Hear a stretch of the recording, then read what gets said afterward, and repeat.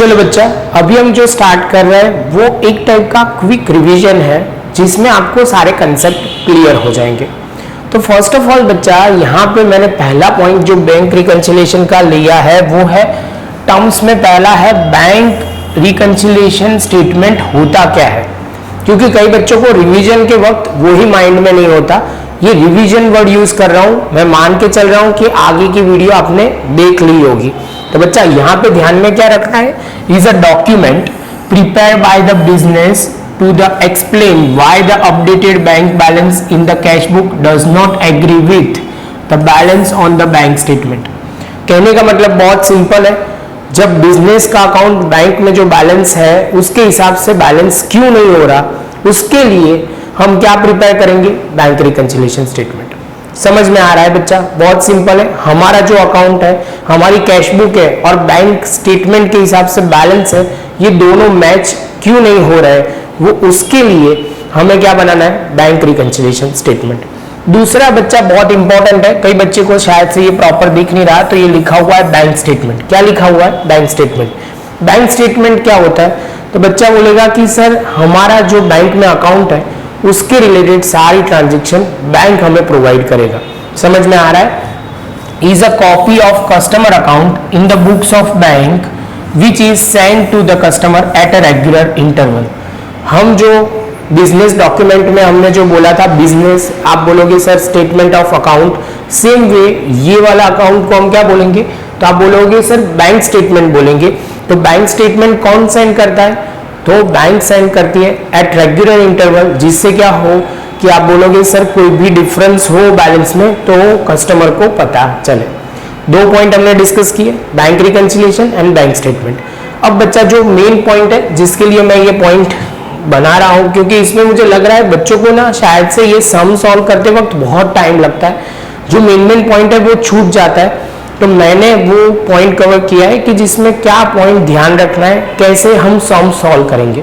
तो first of all, how to complete the bank reconciliation. Bank reconciliation को complete कैसे करना है, तो फर्स्ट ऑफ ऑल पहला पॉइंट जो है, start by matching item which appear in the both bank statement and cash book. तो वो तो पहला पॉइंट है कि जिसको हम टिक करते हैं, कॉमन आइटम को हम टिक करेंगे। तो वही पॉइंट वो बोल रहे हैं, टिक them all if they are seen। अभी ये लाइन बहुत इंपॉर्टेंट है, बच्चे ये भूल जाते हैं।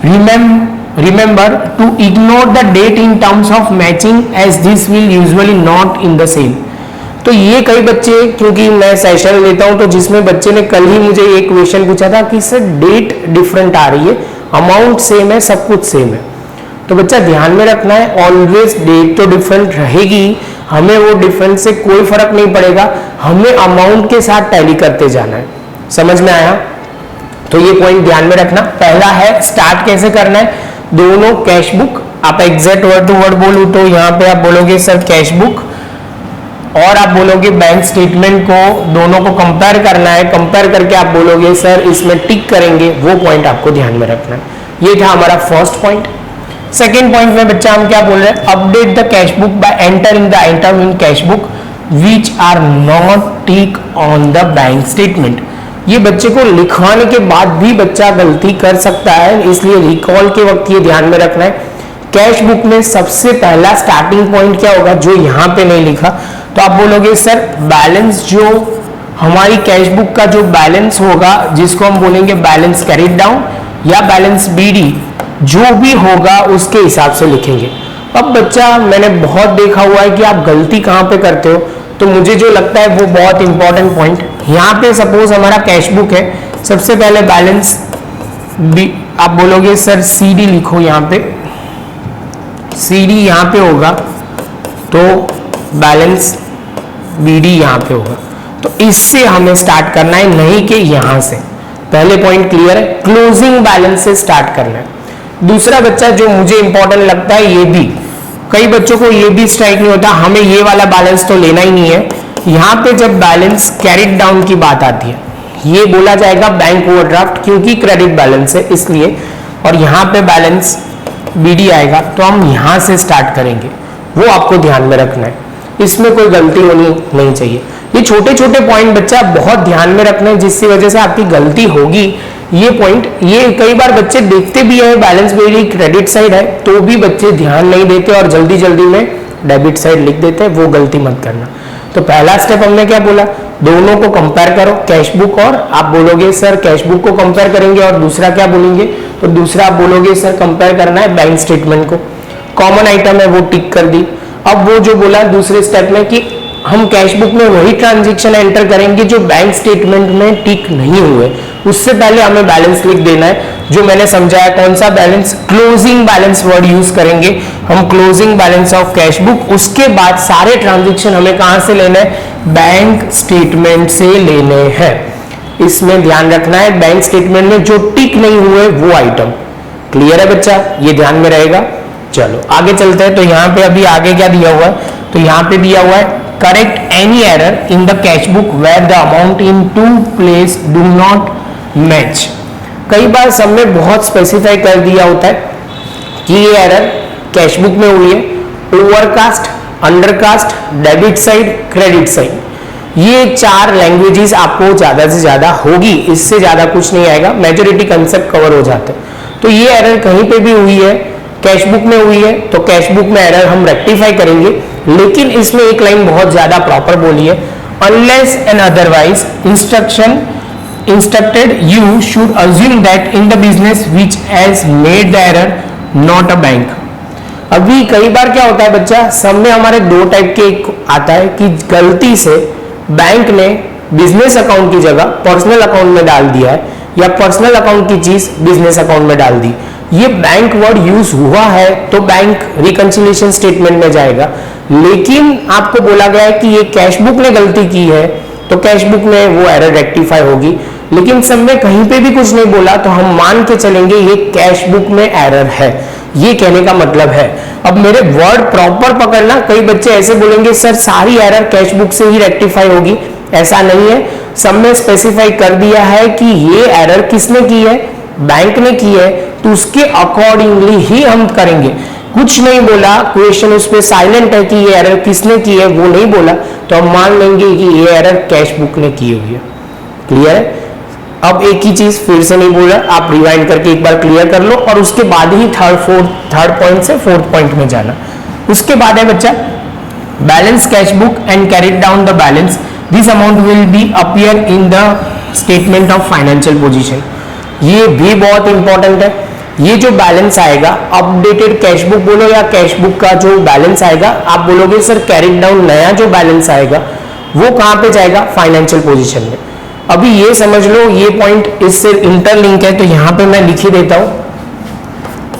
ये बैलेंस बीडी डेबिट साइड आया तो आप बोलोगे डेबिट बैलेंस, ये बीडी जो है वो समझा दूं, यहां पे बीडी जो है ये डेबिट साइड आएगा तो आप बोलोगे सर ये असेट में आएगा। किस में आएगा, असेट साइड, क्योंकि ये क्वेश्चन आने के चांसेस बहुत ज्यादा है। सपोज मैं बोलूं बैलेंस बीडी क्रेडिट साइड आया तो वो बोला जाएगा बैंक ओवरड्राफ्ट। बैंक ओवरड्राफ्ट मैं शॉर्ट में लिख रहा हूं, आपको नहीं लिखना है, और लायबिलिटी साइड हम लिखेंगे। ये 2 चीज आप ध्यान में रखना। एक ही लेक्चर में बहुत छोटे छोटे पॉइंट, सारे पॉइंट कवर करवा रहा हूं तो ध्यान रखना, ये पॉइंट बहुत इंपॉर्टेंट है जिसको आपको ध्यान में रखना है। उसके बाद बच्चा बोला हुआ you are then ready to complete the bank reconciliation statement. Cash book खत्म हो गया, उसके बाद आप बैंक रिकंसिलिएशन स्टेटमेंट कर सकते हो। अब आपका लेवल ऐसा हो गया हो तो आप पैरेलल भी कर सकते हो। मैं तो ऑलवेज बोलूंगा पैरेलल ही करो, एक साथ दोनों का बैलेंस टैली करो और आंसर आएगा। तो ये पॉइंट हो गया। अब ये जैसे हो गया बैंक रिकंसिलिएशन, अब नया पॉइंट शुरू हो रहा है, तो ये पॉइंट ध्यान में रखना। मुझे ये पॉइंट जो बोला गया ना, हम थोड़ा डिफरेंट करते हैं, लेकिन उन्होंने पहले इंस्ट्रक्शन दी दी है। अब हम डिस्कस क्या कर रहे हैं, बैंक रिकंसिलिएशन स्टेटमेंट। क्या कर रहे हैं बच्चा, बैंक रिकंसिलिएशन स्टेटमेंट ध्यान में रहेगा। The bank reconciliation can be started with either cash book और बैंक स्टेटमेंट बैलेंस। हम ऑलवेज स्टार्ट करते हैं यहां से बैंक स्टेटमेंट से ही। बैलेंस हम जो स्टार्ट करेंगे बैंक स्टेटमेंट के हिसाब से, जो बैलेंस होगा वो उसके हिसाब से ही स्टार्ट करेंगे, वो ध्यान में रखना। यहाँ पे उन्होंने वर्ड लिखा हुआ है, इसकी जगह मैं थोड़ा मिटा देता हूं तो आपको कोई कंफ्यूजन ही ना हो। यहाँ पे हम लिखेंगे ये थोड़ा गलत पेन ले लिया, ये लेते हैं, अब पूरा गायब ही हो जाएगा। देखो ये गायब हो गया। हमें जो यहाँ लेना है और यहाँ पे लिखना है सबसे पहले balance shown in the bank statement. तो हम पहले लिख देंगे यहाँ पे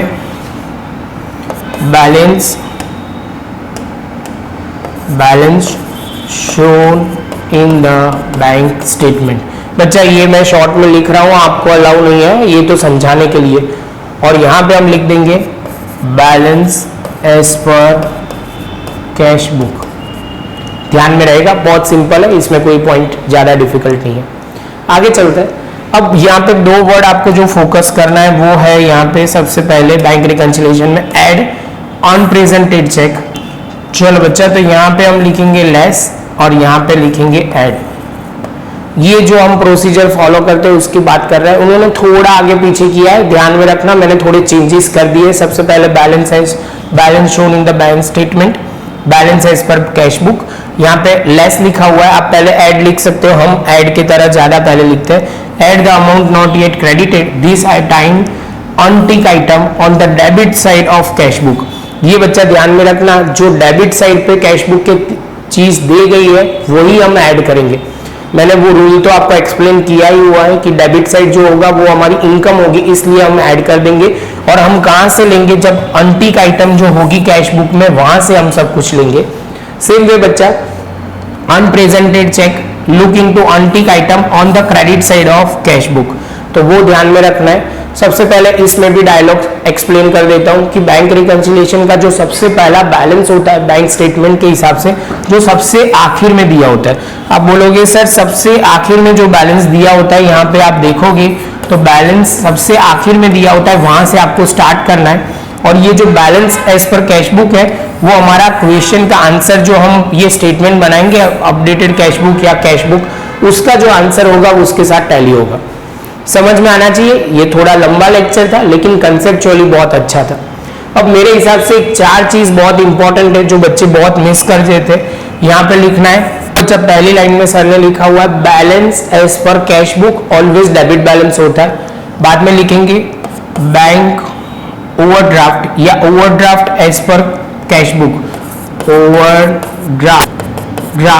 overdraft as per cash book, मतलब आप बोलोगे सर इसको हम बोलेंगे क्रेडिट बैलेंस। आई होप बच्चा आपको ये समझ में आ रहा है। ओवरड्रॉन वर्ड लिखा हुआ है या ओवरड्राफ्ट लिखा हुआ है तो इसका क्रेडिट बैलेंस होगा, आपको वो ध्यान में रखना है। उसके बाद बच्चा आपको एक और वर्ड यूज किया जाएगा, यहाँ पे वो ध्यान में रखना है कि कैश बुक के हिसाब से बैलेंस है, तो यहाँ पे लिखेंगे बैलेंस एज पर, हम लिखेंगे पासबुक। आप बोलोगे पासबुक लिखो या आपको बैंक स्टेटमेंट बोले, बैंक स्टेटमेंट बोले या पासबुक बोले, बैलेंस वर्ड बोला गया है तो उसका आपको समझना है। उन्होंने दिया होगा क्रेडिट बैलेंस, और यहां पे मुझे वर्ड जो प्रॉपर लिखना है वो मैं थोड़ा ध्यान से लिखूंगा और आपको ध्यान रखना भी है यहाँ पे, क्योंकि ये बैंक रिकंसिलिएशन में आएगा। पॉजिटिव बैलेंस, ये जो होगा ना पॉजिटिव बैलेंस होगा। सेम वे अब ओवरड्राफ्ट एज पर पासबुक या बैंक स्टेटमेंट, तो जिसका होगा यहाँ पे क्रेडिट बैलेंस है तो उसका रिवर्स होता है जिसको हम बोलेंगे डेबिट बैलेंस। और यहाँ पे हम वर्ड यूज करेंगे क्या, तो आप बोलोगे सर नेगेटिव बैलेंस, तो ये नेगेटिव बैलेंस होगा, वो ध्यान में रखना है। ये बच्चा बहुत इंपॉर्टेंट है, स्टेप बाय स्टेप प्रॉपर लिख लो। मिलते हैं नेक्स्ट लेक्चर में नए पॉइंट के साथ। सम बहुत इजी है, सब्जेक्ट को आपको थोड़ा ध्यान रखना पड़ेगा और ये पॉइंट सारे याद रखो कि सर ने क्या डायलॉग बोला।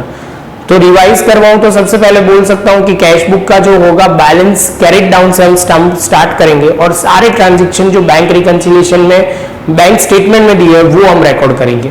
आपको वो समझना है, इनकम होगा तो डेबिट साइड, एक्सपेंस होगा या पेमेंट होगा तो credit side. Same way bank reconciliation का सबसे स्टार्टिंग पॉइंट है वो आप बोलोगे सर हम क्लोजिंग बैलेंस से स्टार्ट करेंगे, एड लेस करेंगे, जो वही चीज लेंगे जो कैश बुक में, कौन सी बुक में, कैश बुक में।